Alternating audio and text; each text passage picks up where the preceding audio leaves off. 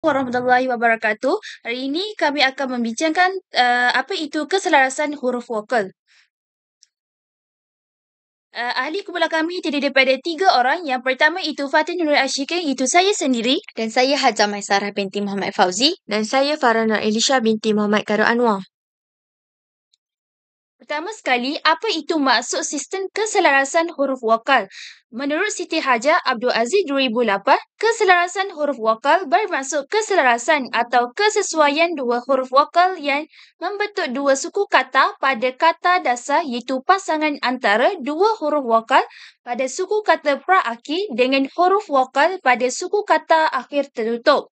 Untuk huruf vokal terdiri pada 5, iaitu A, E, I, O, U. Manakala huruf vokal E daripada 2 iaitu E pepet dan E taling.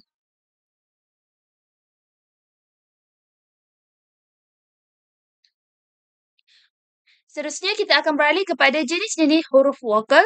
Untuk jenis huruf vokal terdiri daripada 3 iaitu depan, tengah dan akhir sekali belakang. Ini merupakan jadual jenis-jenis huruf vokal.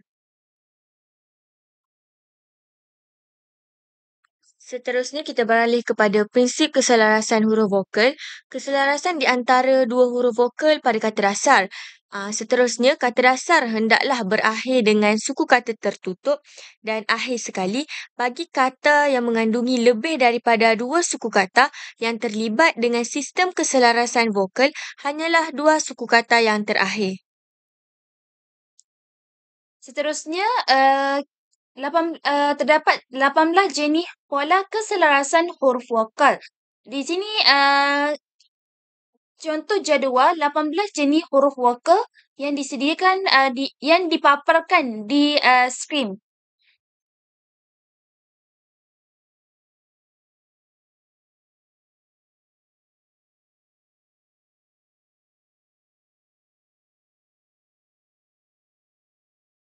Seterusnya merupakan raja segitiga huruf vokal. Ashraf dan Awang Sarian telah mempermudah pemahaman tentang pola keselarasan vokal Melayu melalui segitiga vokal Melayu, memandangkan agak sukar untuk mengingati 18 pola keselarasan dalam bahasa Melayu. Di dalam rajah tersebut mengandungi 18 pola yang terdiri daripada pasangan-pasangan huruf vokal pada suku kata terakhir dengan suku kata akhir. Okey, seterusnya, pola kekecualian keselarasan huruf vokal.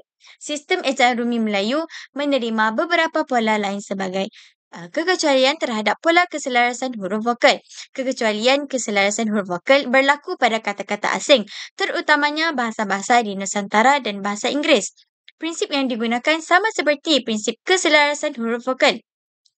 Terdapat 16 pola yang diperlihatkan seperti, dan ini menunjukkan jadual bagi pola kekecualian keselarasan huruf vokal.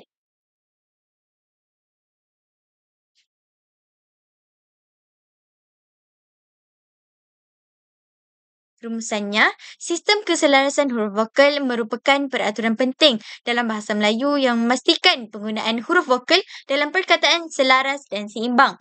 Melalui sistem ini, sebutan perkataan dapat dihasilkan dengan lebih jelas, tepat dan mudah difahami. Keselarasan ini bukan sekadar memperindah bunyi bahasa, tetapi turut mencerminkan keunikan dan sistem ejaan bahasa Melayu. Oleh itu, keselarasan huruf vokal perlu dipelihara supaya keaslian bahasa kebangsaan dapat dikekalkan. Dan itu sahaja daripada kami. Sekian, terima kasih.